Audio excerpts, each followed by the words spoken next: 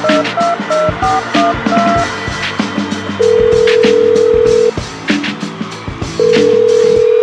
our world. Hello. Hi. How you doing? Yeah, not bad, man. Good. Enjoying the weekend? Or enjoyed the weekend, shall I say? It was good, yeah. Football was great. Some surprises, some expected results as well. But yeah, no, I had a good one. Bit stop because it's the international break now. Yeah, well, let's see if Italy can step up now as well. That's the thing, isn't it? Do you want me to run through the results and stuff? What went on? I'll just a reminder. Yeah, I'll add some bits in as well. So it took an 86th minute winner from Coco, the defender for Torino, for them to win 1-0 against Venezia away. Inter Atalanta started off with a Jim City own goal. Thuram went to cross it and he's deflected it into his own net after 2 minutes. After 10 minutes, Barella scored a stunning volley, and then after the break, within 9 minutes of each other, Thuram scored 2 goals. So Inter won 4-0. Bologna versus Empoli. All the incidents regarding goal happened at the beginning. Fabian scored a goal, and then a minute later, Jazzy scored an equaliser. But it was 1-1 after 3 minutes. It stayed like that. Kristovic in the Lecce Cagliari went through on goal after 6 minutes. He should have scored, but he didn't. Not long after that, Lovombo hit the woodwork for Cagliari. But then Kristovic actually did score after the 26th minute.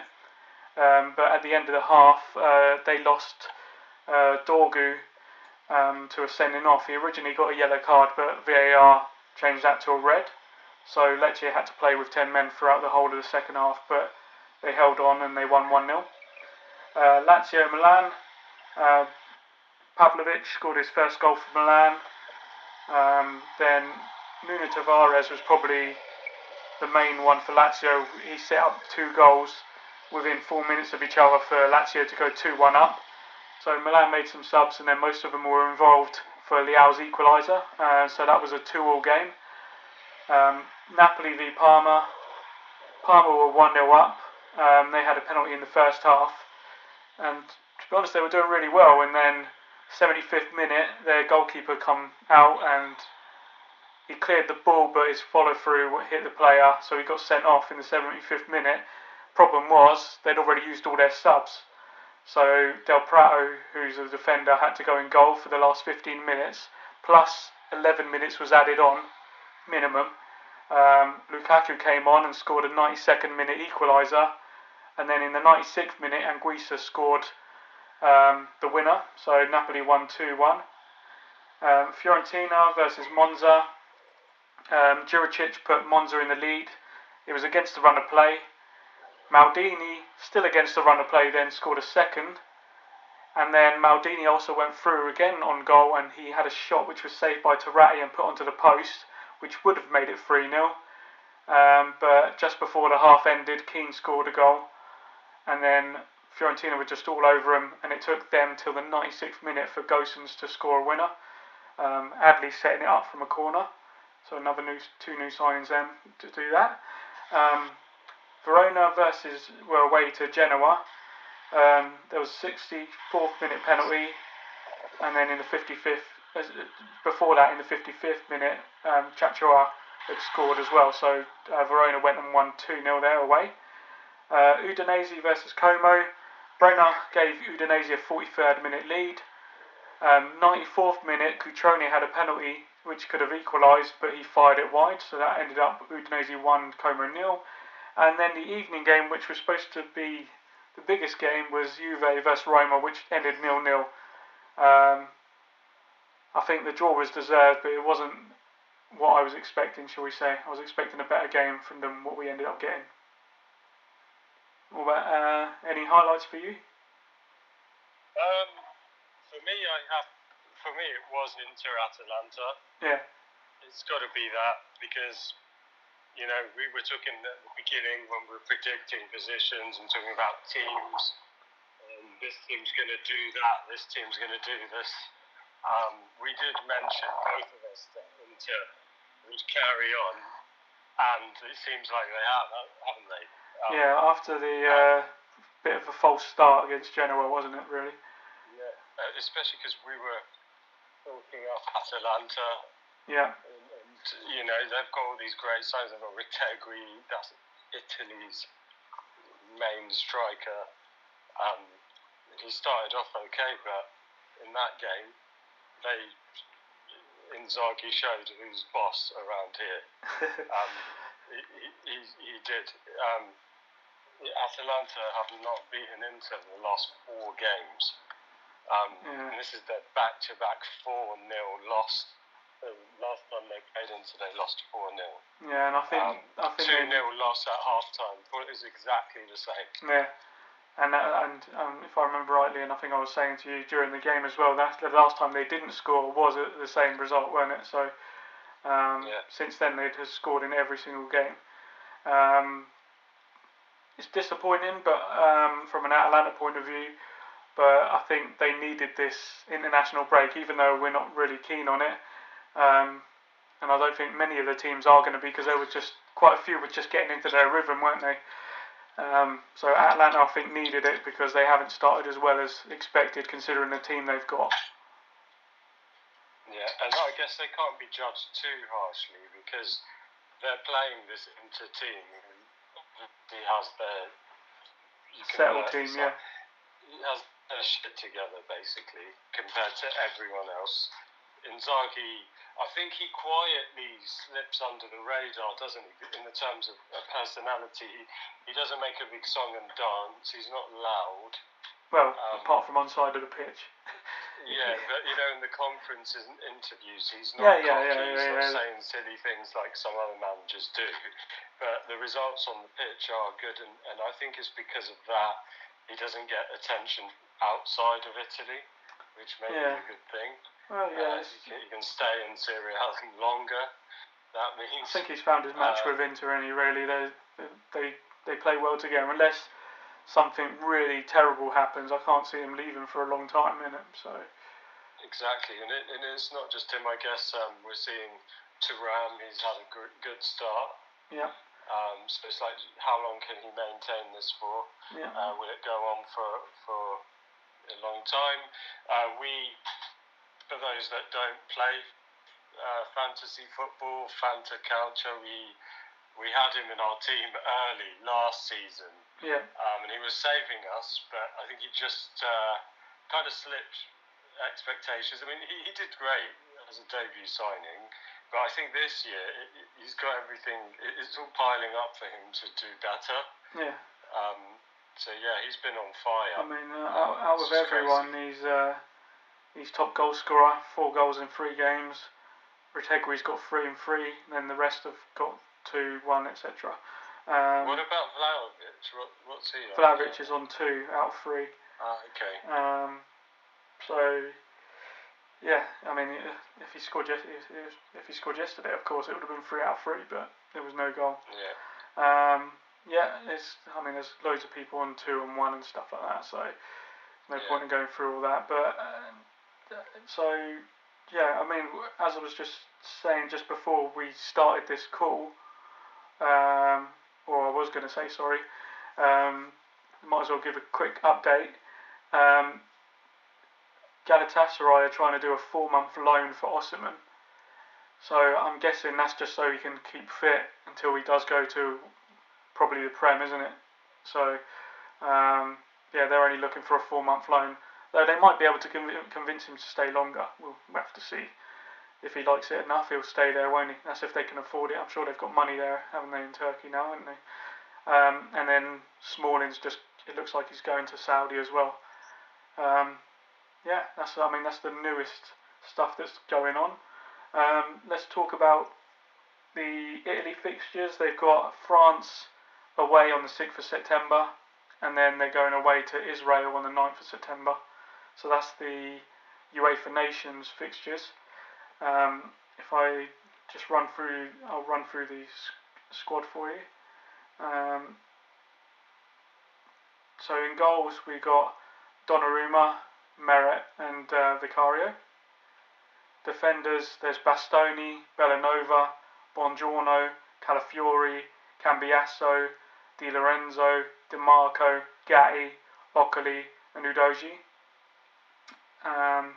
Midfield, Brescianini, Fagioli, Fratesi, Pellegrini, Ricci, Tonali. And then forwards up front we've got Keane, Raspadori, Retegui and Zaccagni. And I think Spalletti was saying how it's been terrible, so hopefully they are going to get some results out of those two games. And it's more the France one, I think, to see the level they're at, and then Israel's more they don't drop their level. Do you know what I mean? They're expected to win that one, aren't they? Oh, they should be, yeah. I mean, it would be a real problem if they don't. But a lot of people are questioning the team that he's actually taken out there. Some are saying, where's Locatelli again? But, you know, we have to trust the call-ups and just see how these games go. Luckily, it's not a European Cup or a Qualifier or anything. World Cup or anything, yeah, so, you know, let's let him test it out a little bit longer. And then finally, really, and then, unless you've obviously got other things to say, I'll just quickly run through the Serie A Week 4 fixtures. Looking them up just before we spoke, they've still not fully done them all. Some of them they've done, so there's no point in saying times at the moment because that could change. So times are to be announced, but we'll talk about that after the Italy fixtures when we know exactly. But we do know what the fixtures are going to be, just not what order. So there's Como v Bologna, Empoli versus Juve, Milan versus Venezia, Genoa versus Roma, Torino versus Lecce, Atalanta versus Fior, Cagliari versus Napoli, Monza versus Inter, Parma versus Udinese, and Lazio v Verona. So they're all going to have to come back from the international duty and really start kicking off straight away again. And we'll see where the teams are at then. Yeah, that's right. Please make this period go fast. I want to get back into the club football. Yeah. Especially since, it's Nations League, not my favourite competition. Yeah. But yeah, I feel we need to still talk about some of the other games.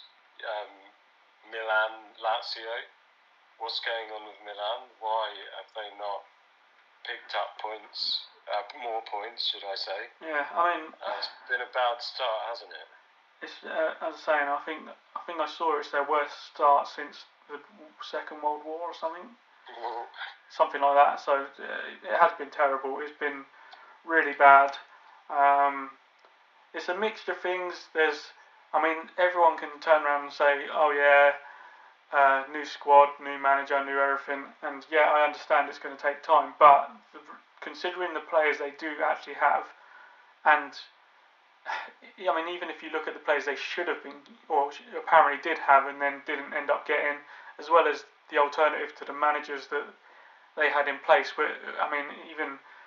Conte was begging to go there at one point, so I just don't understand how that didn't happen, but they obviously didn't want to go that way, and they've gone the Fonseca way, so you have to see what happens with him. But so far, it's not looking good. They're leaking goals still, which is where they've got Pavlic in and whatever. Like, what are they going to be doing when they come back from international break? Is basically what needs to be seen on the Milan side of things. I don't know what else to say about them really. Yeah, for me, there was a lot of talk and imagery about Ibrahimovic and what he brings. He brings the experience, he brings motivation to the youngsters, but I think he's been on holiday and nowhere to be seen, which maybe they needed some stability from the previous regime. Fonseca's a new manager, so there's that. I think Fonseca shouldn't be blamed. he's a new manager, needs some time. He's tinkering hard though, isn't he? Because I saw Hernandez and Leao, they were not starting. No. And then, if you watch, they show them during the cooling break on the side. But I think they've tried to clarify it since then, to say, they've just been brought on, so they didn't need a break. But at the same time, it's like, they can turn around and say that, like, we already came on and we just come on and stuff like that, but considering they're two of the most experienced players there, and Hernandez, usually the captain and stuff, they should have been in the middle of all that, riling everyone up, really. That's how I see it. In the end, it's a team game, isn't it? Yeah, it points to perhaps a bit of a rebellion, who knows. If that's the case, I think... it's over already this season, then, if it's the case. Should Fonseca lose or draw a couple more, I think, we'll be talking about who's next in line. Well, as I said, they've got Venezia next, and then I'm pretty sure it's the derby after that, isn't it? So I think it's Venezia, and then they've got Liverpool in Europe, and then Inter in the derby. So basically, out of those results, if he can't get, they're expected from, I'm saying, a board point of view, to beat Venezia easy, because Venezia have done nothing now so far. So they're expected to whoop Venezia. That result probably won't count for anything in the sense of the board. I think if he loses against Liverpool and loses against Inter, I don't think he's going to be there. I reckon that'll be enough to go already. He'll be the first one out. Yeah. But it seems like potentially his tactics were working, in the sense of having Hernandez and Leao on the bench, and when they came on, they did impact, didn't they? Well, they impacted straight away, But Tammy Abraham as well. Yeah, he got the assist in the end. Yeah. And they all contributed. Yeah, they all did. But I've said it to you before. I just think, on a manager's point of view, that's a fluke. You can't plan that. That just happens to happen when they came on. Because if it was so simple like that, they should have then scored another one straight after, shouldn't they? Really. But yeah, is there anyone else you want to talk about, or any other games, or? Yeah, for me, I think you've mentioned him a couple of times, but the keeper, Palmer. Yeah. Suzuki. So he's and also what happened in the game, right? Yeah. With him, and I think that you were telling me anyway that if that was different, if they had a keeper for the whole game, the result might have been different. I reckon Palmer would have held on to that. Maybe at the most, I think Napoli could have had an equaliser. But for me, like, Suzuki is, I think he's 20, 21. Yeah. And from what I've seen of him, he's really good. Like, really good. I can see that potentially he could be one of the best goalies out there. But being young, I think, and being in Serie A, now stepping up the leagues and stuff in terms of where he's playing, he's showing he's got lots of potential, but he's made a couple of silly mistakes where in the first game against Fiorentina, he slid with the ball out of the area, and from that free kick, Biraghi smashed it into the goal, so that they equalised and drew that. And then this one, they were winning 1-0, and then he's come flying out, kicked the ball, he's got the ball, but his follow-through's gone straight through the player. I can't remember who the player was now, but he's gone straight through the player, got sent off, and as I said during the beginning of the results, Palmer had used all their subs up, so they couldn't bring on a sub goalie, so one of the defenders had to go in goal, and that put them under pressure because they knew Napoli were just going to be all over them. They were going to shoot from anywhere, and eventually, I think it was 92nd and 96th minute, they ended up winning. So he's cost them points, even though in a way, through the rest of the game, he's also saved them points, if that makes sense. He's been saving them with quite a few good saves. So it's not a great start, but I can see that if he has a really good season with Parma this season, that he could end up going to one of the bigger teams later on next year maybe. Or if Parma do well and get into Europe, then he'll probably stay with them.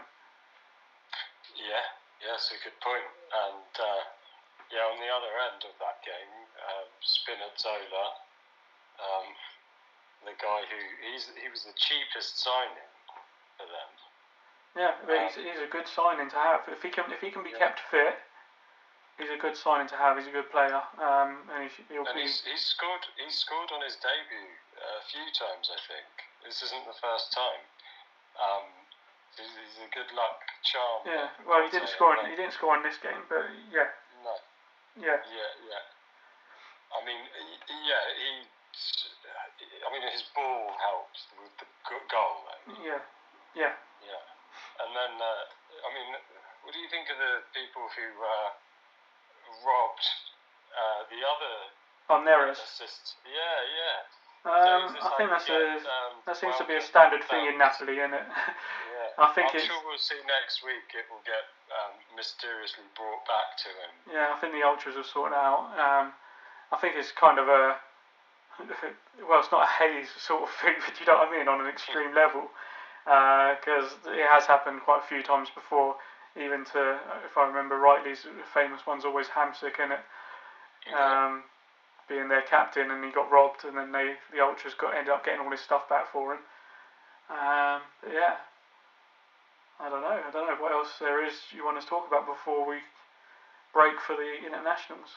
I mean, for me, just since we identified it as the biggest game of the weekend, it was a bit of a letdown. So Juve-Roma ended in 0-0. Wasn't the best game of the weekend, but no. It for me. My point is, I'm eating my words a little bit. I was talking them up, saying how Juve, I put them first. For all the signings, they comfortably beat two other teams, but this was their biggest challenge, and they weren't able to dictate and play the way they wanted to. So. Interesting to see how they pick up after the break and against stronger opposition. That's it, exactly. And even from Roma's point of view, they have got a brilliant team. Like individually, if they can put that together, they should be doing well this season. But as we known over the years, Roma have had good squads, but for some reason they're just always inconsistent, especially in Europe. I don't know why, but it just seems to be the case. Maybe they have turned the corner. We'll have to see about that. So I think it's more once the international break finishes, we'll end up seeing what these teams are capable of and if they can go on some good runs or not. Exactly. And we will see if Daniel Maldini is on fire or not, because he scored a great goal, didn't he?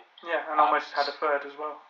Yeah, and that really good goal of his that he scored, I think Barella's was probably goal of the weekend. I'd say I think that was better, but I'll give it a close second.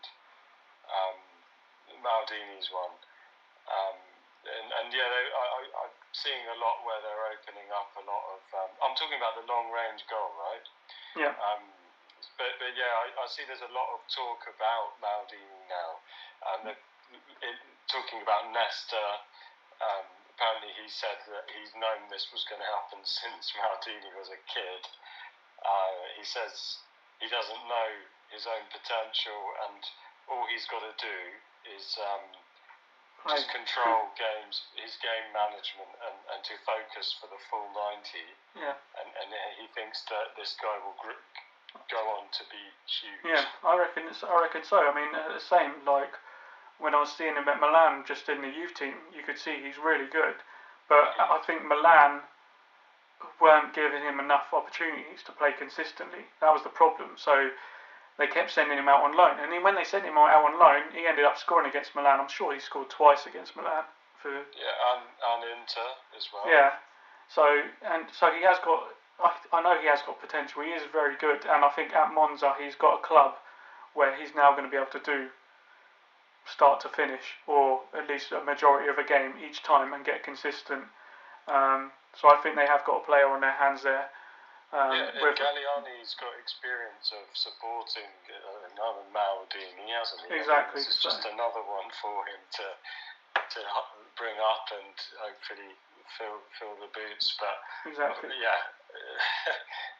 great goal all the same. Okie doke.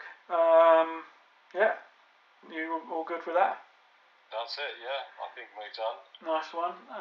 As I say, we'll see what happens with Italy, and then once they've played, we'll come back again, discuss that, confirm the times of the games, and as always, I'll put the highlights of the goals up on the playlist for this season, and let's go from there. Great. Alright, I'll speak to you soon. Bye. See you later. Bye.